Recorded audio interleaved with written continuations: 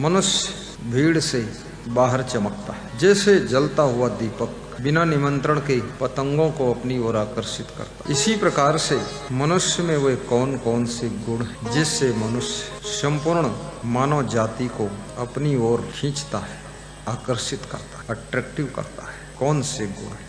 ये प्रश्न विदुर जी से महाराजा धीराज धृतराष्ट्र ने पूछा। धृतराष्ट्र बुद्धिमान थे, लेकिन उनकी बुद्धि पुत्र मोह में आच्छादित हो गई थी। दुर्योधन भी बुद्धिमान था, लेकिन लोभ और अहंकार में दुर्योधन की बुद्धि धूमिल हो गई थी। कितने बुद्धिमान लोग भी बहुत बड़ी बड़ी गलतियां तब करते हैं जब अपने मन के अंदर छुपे हुए मोह को नियंत्रित नहीं कर पाते, लोभ को नियंत्रित नहीं कर पाते, अहंकार को कंट्रोल नहीं कर पाते, क्रोध को काबू नहीं कर पाते। इसलिए बहुत जगह लिखा हुआ पढ़ा होगा आपने, क्रोध बुद्धि को खा जाता है। क्रोधात् भव सम्मोहा सम्मोहात् स्मृति विभ्रमा स्मृति भ्रंशात् बुद्धिनाशो बुद्धिनाशात् प्रणश्यति। धृतराष्ट्र ज्ञान की चर्चा सुनने के लिए भूखे हैं। महात्मा विदुर उनके अनुज भ्राता है। सबकी मां अलग अलग है, पिता एक है। प्राचीन काल में ऐसा भी होता था। दासी पुत्र हैं विदुर, लेकिन विद्वान है। पांडु रोगी है, धृतराष्ट्र अंधे हैं। बाहर की आंखों से अंधा होना उतना खतरनाक नहीं है जितना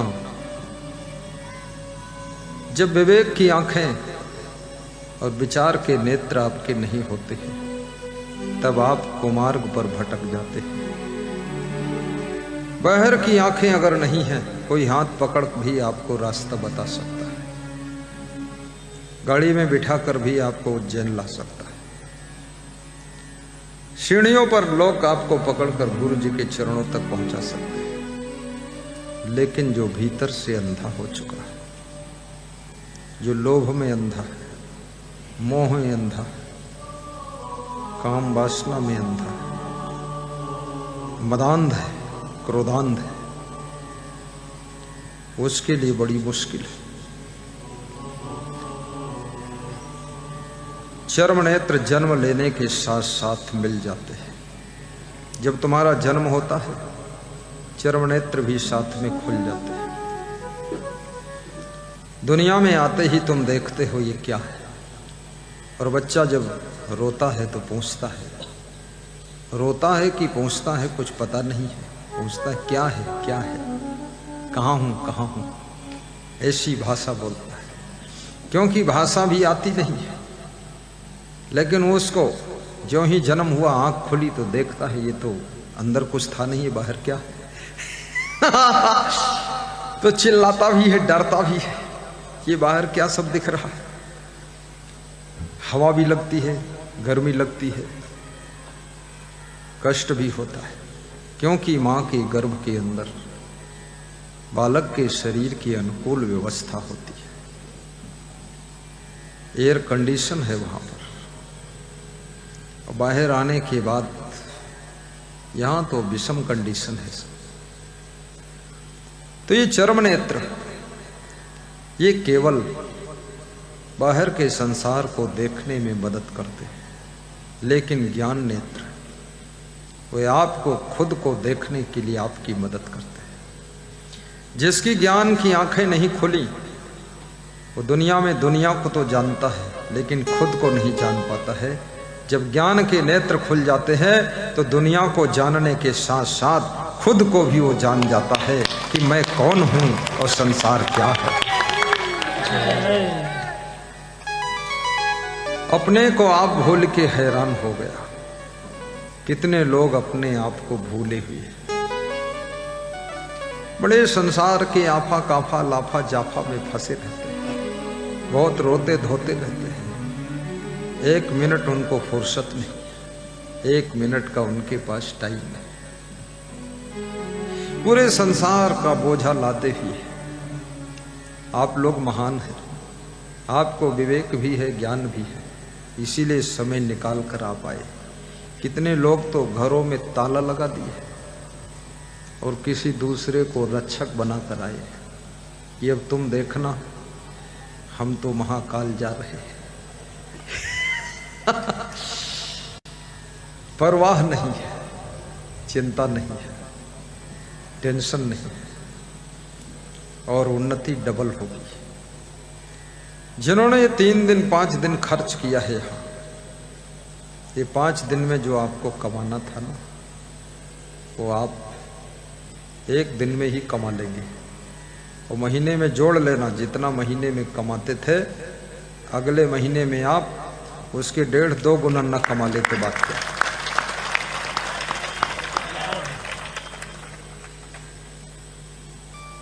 एक भक्त दर्शन के लिए आ रहा था तो गल्ले का व्यापारी था। लोगों ने कहा इस समय तुम मत जाओ, गल्ले का व्यापार है, रेट घटबड़ हो रहा है, नई फसल आने वाली है, तुम कहाँ गुरु दर्शन में पड़े हुए हो। तो उसने कहा मैं बहुत कुछ कर सकता हूं लेकिन सब कुछ नहीं कर सकता, इसलिए मैं जा सकता हूं। जो भी घटबड़ होगा मोबाइल से बोल देंगे, बिक जाएगा सब। वहां से चला, 2 दिन में नेपाल बॉर्डर लखीमपुर विश्व कल्याण आश्रम कबीर धाम पहुंचा। 1 दिन रुका, दूसरे दिन फोन आया कि रेट घट रहा है, गिरना शुरू हो गया गल्ले का रेट। बोले गिर जाने दो। दूसरे दिन बोले और गिर गया, बोले और गिरने दो। हम तो उठ गए, ये गिर जाने दो। तीसरे दिन फिर खबर आई कि अब उठना शुरू हो गया है, बोले उठने दो। चौथे दिन बोले क्या हुआ, बोले अब हर कुंटल पर 40 रुपये प्रति कुंटल उठ गया है, बोले सब बेच दो। बेच दिया, 6 लाख का ज्यादा प्रॉफिट हुआ। और जब उसका बिक गया उसी दिन से रेट गिरा तो फिर उठा ही नहीं। उस भगत ने आश्रम पर 2 दिन भंडारा भी किया। बोला अब 1 दिन और रुकूंगा, क्योंकि जो बिकना था, गिरना था, उठना था वो सब हो गया। अब 1 दिन और रुकूंगा, आराम से जाऊंगा। धर्म की राह पर जब तुम चलते हो, भक्ति के पथ पर पांव बढ़ाते हो, तो याद रखना ये कुदरत आपको मदद करने लग जाती है, हेल्प करने लग जाती है। सच्चे मन से जिन्होंने भक्ति किया है उनकी शुभ मनोकामनाएं सब पूर्ण हो जाती है। वह सच्चे मन से भक्ति हो। भक्ति में बहुत बड़ी शक्ति होती है। शिवरी भक्ति करती थी। शिवरी के मन में एक ही कामना थी, भगवान राम हमको दर्शन दें। भगवान राम ने आकर शिवरी की कुटिया पर दर्शन दिया और शिवरी के बेर खाए और शिवरी का नाम राम के साथ में अमर हो गया।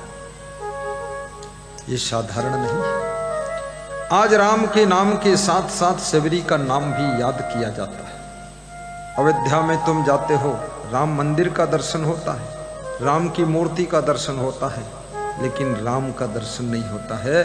पर शिवरी के यहाँ साक्षात राम पहुंचे थे। शिवरी की भक्ति वास्तव में बहुत शक्तिशाली है।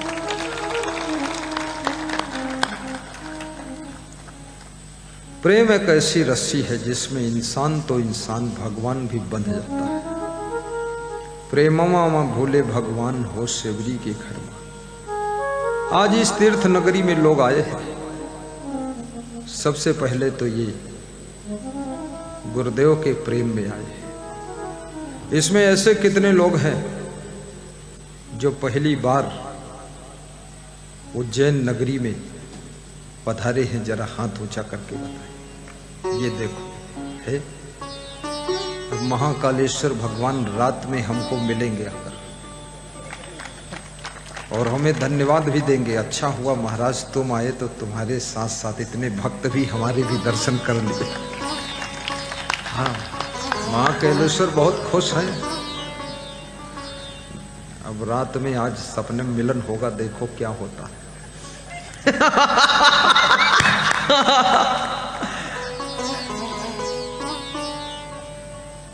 नहीं, वास्तव में ये संत की जवाबदारी होती है, रिस्पॉन्सिबिलिटी महात्मा की होती है। तीर्थों की महिमा बढ़ाए, मंदिरों की महिमा बढ़ाए, धर्म की महिमा बढ़ाए, भक्ति की महिमा बढ़ाए, मानवता के पथ पर चलने के लिए सबको मार्गदर्शन करे, और धर्म की रक्षा के लिए संत को अपने जीवन को अर्पित करना चाहिए। ये संत की जवाबदारी होती है, और संत को ये सब काम करना चाहिए। बोलिए सतगुरु भगवान की जय।